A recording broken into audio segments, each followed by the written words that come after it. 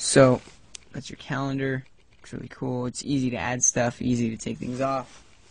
Mail won't go into that much because I don't want some personal email to show up. But mail looks awesome. If you need to really look up another video on that, or look up apple.com and check out the mail app. YouTube is really cool.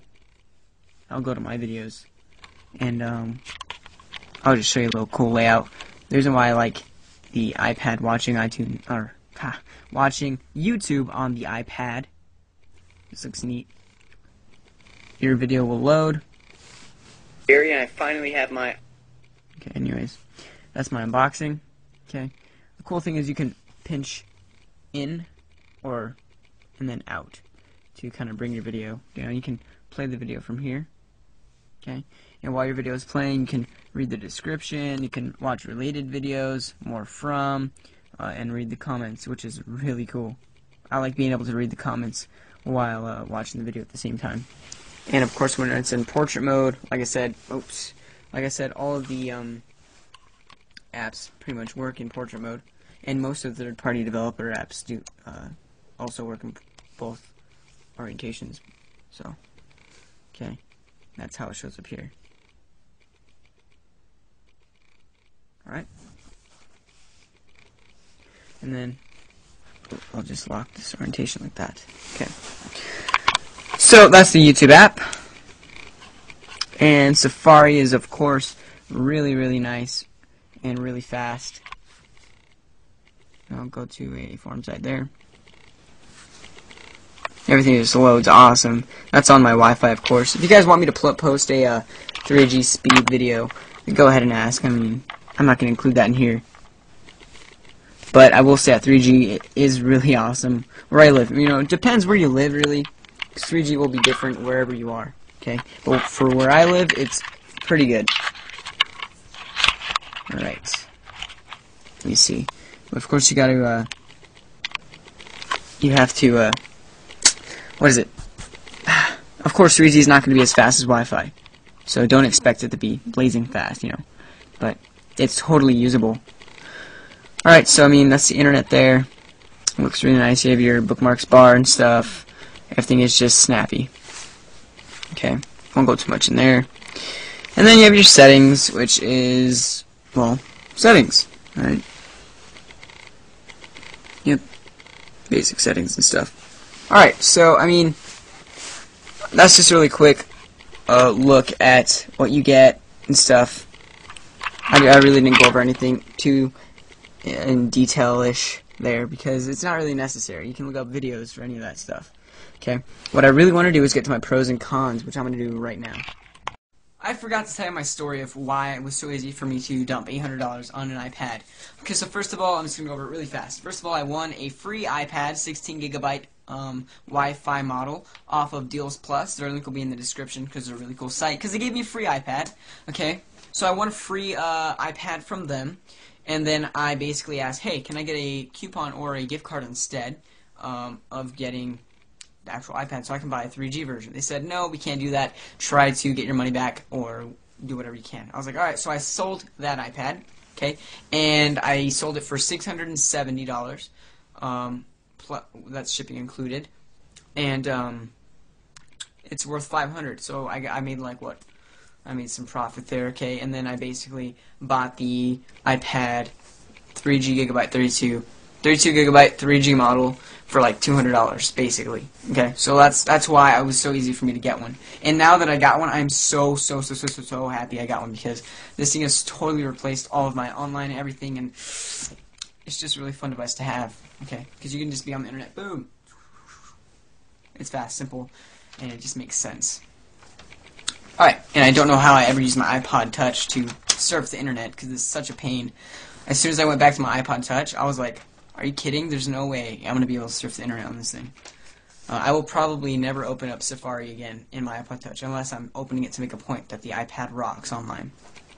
Okay, so let's go to my cons. Hopefully my battery does not die. Hey everybody, sorry for the lighting, angle, and clothes change and hairstyle maybe change and everything. I actually had to remake this part of the video because the other section, the original, got corrupted for some reason. I don't know why. So, sorry if I cut off my last sentence or whatever. I'm just going to go through this really quick because this video turned out to be really long.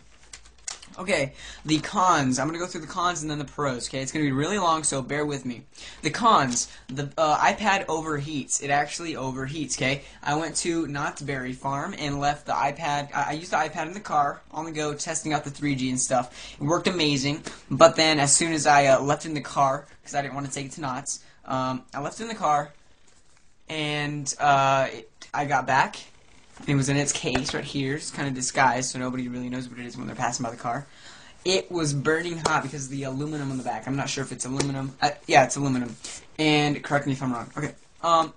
It was really, really hot to where it was like, ouch, and this burns holding it. Okay.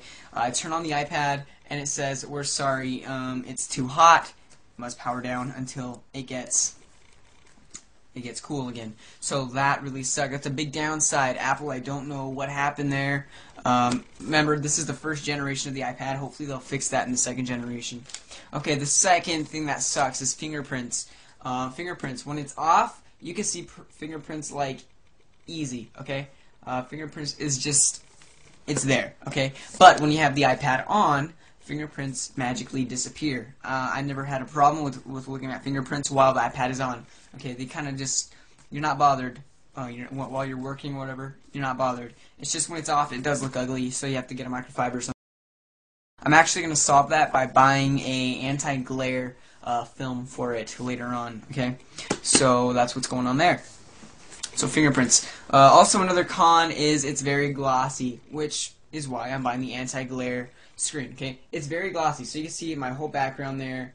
You can see my light and everything. So if I'm making a app review, it really sucks, right? Because I can see everything. You guys can see my face, and it's pretty much like a mirror. And like when I'm just looking at it right here, I can see my face like clear until I turn the iPad on, and then my face kind of disappears, my eyes adjust. But it's really glossy. For some people, that's a really good thing. I really like the gloss, but I don't like the fact that the gloss gives me my reflection. So that's why I'm buying the anti-glare film for it. Okay, so that could be a con for you. Can't put in your pocket. Alright, so I don't know. Alright, can't put in your pocket. There is a big thing between this, okay? Is it an iPod? This is where the difference gets made. The iPad is really big, okay? It's not really big, but it's perfect size for internet surfing, video watching, photo sharing, things like that, okay? It's just an awesome little workplace that you just get in the zone because the screen's so big. You have to know where to take the iPad and where to leave it. For example, I took it to Knott's Berry Farm, okay? I'm not going to carry this $800 device around with me in the park using it, okay? That's just yelling out, "Hey, steal me. Hey, steal me," okay? So it's like, okay, I don't want to do that, alright? So this is where I would leave it in the car, disguised under the seat, inside the back seat, little carrier thing, and then pull out my iPod. I don't have it on me, it's over here somewhere, but that's where you'd pull out your iPod and, do all that stuff. Of course, you wouldn't have 3G, but, just deal with it, okay?